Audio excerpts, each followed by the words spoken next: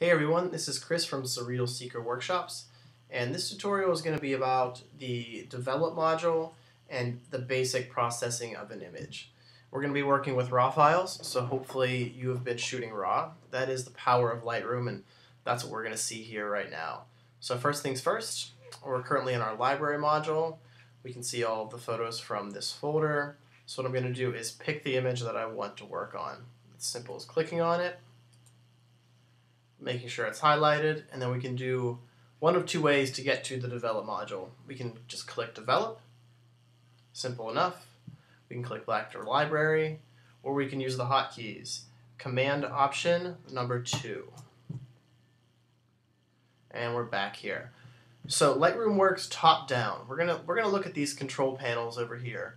This is where we're gonna be working with today. Basic and the tone curve. Those are the two. But before we get there, I'm just going to show you a couple other panels just so you have a feel for the interface. Starting on the left, this is the Navigator. This is going to give you a smaller image of your image, and that you can scroll around through. For example, above here are the zoom and view sizes. As you can see, this is a 1:1, it's 100%. And here we have the option to go in even further. 2:1, 3:1, all the way down to 8:1. I usually leave it at 2 or 3:1, and that's where you can do some really fine processing adjustments. And within the Navigator now, we can choose the crosshairs and work within that. So we're going to go back out to the full size, and that is the Navigator. That's a nice little window to make sure you're aware of. Next is the histogram, and this is arguably one of the most important things both in shooting and post-processing.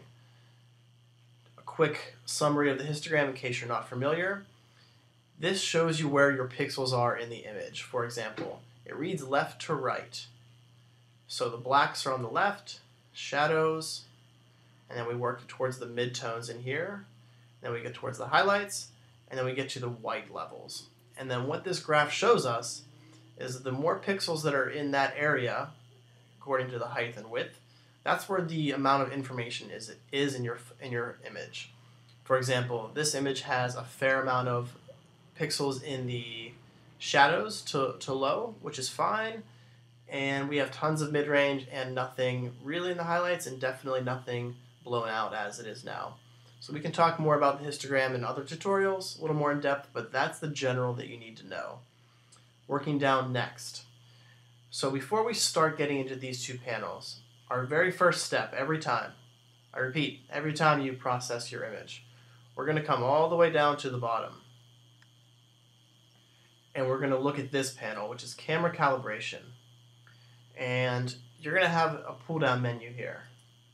As you can see, there's a handful of settings. This is the starting bar, if you will, for how to process your image. And it's important to select this first, because if you do it after, all of the adjustments you made will then readjust based on this calibration. So it's a very good habit to always come down here first and pick which template, if you will, that you want to work off of. I suggest playing with your in-camera settings first, because these tend to correlate. If you notice, your camera may have some picture profiles based off of these words. I like to shoot vivid, and a quick note about that, we are shooting RAW, and I advise everyone in my workshops also to shoot a JPEG along with it, and that JPEG gets adjusted to your camera profile. And it's something I learned along the way, that it's nice to get it as best as you can in the camera, and that way you have a JPEG reference in the field and when you come back. And that is how I learned to use the vivid setting in my post-processing. It's just how I like to work. So moving on. After you've set your camera calibration, we're going to go back up. And we're going to work in the basic. First thing, you will likely have set your white balance to a value. You will now see that you can change that value all the way up to some crazy high Kelvin if you like, all the way down to some crazy low stuff. You have a wonderful little pull-down menu here that'll read it as shot, and then you can see these might look just like your in-camera white balance settings also. And this is where we get into the power of a raw file. Nothing has been embedded. You have the ability to change all of those things afterwards, so that whether it's a creative or a technical adjustment, you have the power to do it afterwards. So for this image, we're going to leave it where we shot it, and we're going to move down next to here. So what we have first is the exposure slider. And it might be really easy for you to jump right in and start twisting this knob, if you will. But in general, I like to leave the exposure alone depending on the shot. In this case, we've got a nice balance. We're just going to leave it because exposure is a global adjustment, meaning it's going to change everything, whether it's brighter or darker. So we're going to leave that for a second. And we're also going to leave contrast. What I'm going to show you has some of the most power in Lightroom. This first slider is for highlights. Highlights are the extreme whites of an image. And this slider lets us push them, or in most cases, which I will demonstrate, recover them. So all of a sudden, we have knocked that slider down to the left, and we have regained all kinds of definition in the clouds. The magic of a raw file. Next, shadows does a very similar task. It's a finite adjustment to bring back the detail in dark areas. For example, if we bring this up, you will see the dark areas in here come back to life. Very powerful, and then we can bring it back down. Set that to 0. But we're going to skip that just for this moment, and we're going to go straight to whites. And below that are blacks. Using this slider and this slider lets you basically create an exposure adjustment, but a finer tuned version where that's not global. So now that we've brought the highlights down, you can see the image has gotten kind of dark, and again, that's reflected in our histogram. So we're going to use this slider, or the numbers in this case, to bring the white level up. That's a little better. So we've now told it that that's where the white level begins. And we're going to do similar with the blacks. We're going to bring the blacks up about 10. Let's make that 15. What we're doing too is we're adding some contrast in naturally. And before we get too much further, all of these edits are non-destructive and undoable. For that, we hit Command Z, and it'll tell you what we've undone. To redo that, we would hit Command Shift Z. Or if you like, you can go up to the Edit, and those two keystrokes are also up here. Keystrokes are great. I encourage you to get in the habit of those. We can also go over to our History panel. We haven't touched this yet, but now that we've made some edits, we can click through our history. And you can see we can go back step by step through different edits we've made, and either start there again or come back to the top. And we can also pay attention to the Navigator window here. As we go down through, without clicking, it will show us what adjustments we've made in the Navigator window. Now that we have a good idea of where we're headed here, we're going to go down to this subpanel, Presence. Clarity does some amazing things. As you might imagine, it can either add a softness to the image or a sharpness. For my work, I like to bump up the clarity a touch, largely because it gives it a bit better sharpness for printing. So with that said, I do about 20. And you can see how that just lifted up some edges and brought back some detail. But for comparison, I'll show you what it looks like to bump it in the opposite direction. A softer, more dreamlike effect, which for a lot of images is quite nice. But we're going to go back to where I had it. And the next two sliders are arguably my favorite, but should be used in moderation. Vibrance will do just that. It will tell it how vibrant to push the colors. I often keep it at a very stock 10, just a small amount. For example, this is what happens if you go really aggressive with it. And all of a sudden it becomes very Candyland and a bit much. Pretty, but a bit much. So keep that one in moderation. And the same thing goes for saturation, although you can push it, in my opinion, a bit further. More times than not, my images run at about a 20. And as you can see, we've brought back a fair bit of saturation. And just to demonstrate, this is what happens if you get too aggressive.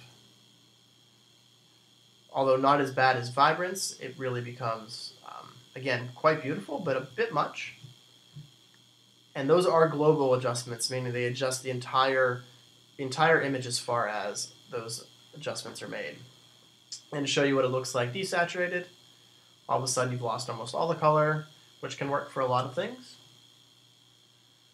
But so now we've made our rounds through the basic panel, and that was only about 6 or 7 adjustments, all pretty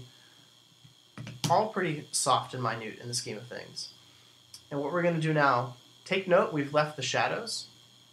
This is my process. You can jump ahead and get in there and adjust the shadows if you like, but I prefer to wait, and you'll see why. So now we're going to come down to the tone curve, and you're going to see 4 sliders, reminiscent of what we've already have been playing with. We've got highlights, lights, darks, and shadows, and these correspond to those pixels, again, aforementioned in the histogram.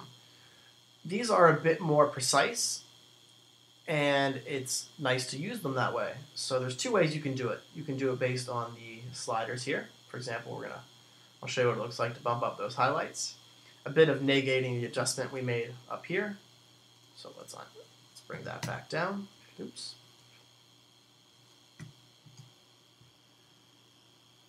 And we can do the same thing with the lights. As you can see, these sliders have a lot of potential, and I like to use them in a push-pull method.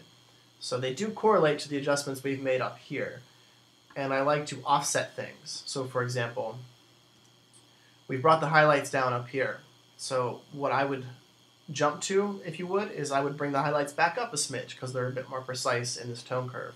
Let's bring them up to 25. So we've lightened up just there, just a touch. And now to play with the lights. Most of my images, I'm usually adjusting for the sky, trying to get back some dynamic range. So what I like to do is complement the highlight adjustment up here by dropping the lights. As you can see, that's without, and that's with the lights brought back down. So now all of a sudden we've gotten most of this sky is in the range of, in the image. We've got a little bit of brights here, but that's okay. And now we're going to go to the darks. This image probably is going to be most affected by this slider based on the histogram. For example, if we push this up to a 50, we'll say halfway, look how bright that whole thing got. Now if we undo that and bring it down just for comparison, look how dark. So that's a good idea of how many pixels are in that darks area. So for this image, we're going to bring it up just a touch at 15. And then, again, to balance that, we're going to come down to the shadows. And I particularly like dark pixels in my images. I like black. I like being able to see the whole spectrum, and I'm not afraid of shadows. So I will bring those down a touch.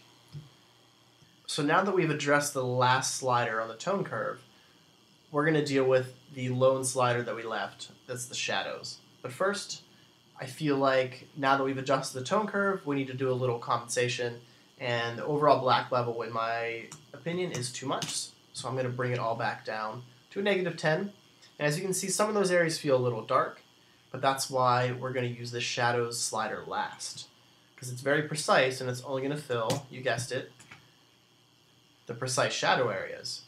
So even though some of these areas are really dark, that's the way I want it. And if you can see when we undo it, and now redo it, this shadow slider has allowed us to do a precise adjustment. And to do one more small thing, the exposure slider that we skipped right off the bat, now is not a bad time to either give it a 1 or go down. And again, as you can see, this is a global adjustment now. Since we've made all these fine adjustments, we're just going to give it a 0.1, if you will, in positive exposure. So that is how you process your raw file, using only the basic panel and the tone curve. You can skip the tone curve and just do a basic, and it's still going to come out great. I feel that if you learn to use these two in conjunction, it's really the first big step of processing your image, meaning it's pretty much ready to go on a lot of levels out of this stage. And to see what we've done, we can do 2 things. We can go all the way over to here, to our history, and scroll down to when we first brought everything in. And that's the raw. Never think that your raw file is the final. It's really just the negative. Think of it as a film negative that you have to process. So then we can go back up to our last edit, and boom. And we can also do another thing. We can create a snapshot by doing Command N. And what that does is in this panel here, it gives us an image, or a saved image, if you will, of what we've done. So you can make a snapshot of how you like it, and then go back to something else, keep editing, and keep tweaking. And our final quick tip of this tutorial is a little bit of how to view this image to get a better feel for it. If you use your keyboard, the letter L will perform a function called lights out. One click brings it to there. Second click brings it to complete black. This is great for viewing just your image and getting a really good look at how well you've done. So thank you guys for hanging around and checking out how to process your files. Make sure to check out Surreal Seeker workshops for upcoming workshops all over the West, and have a good night.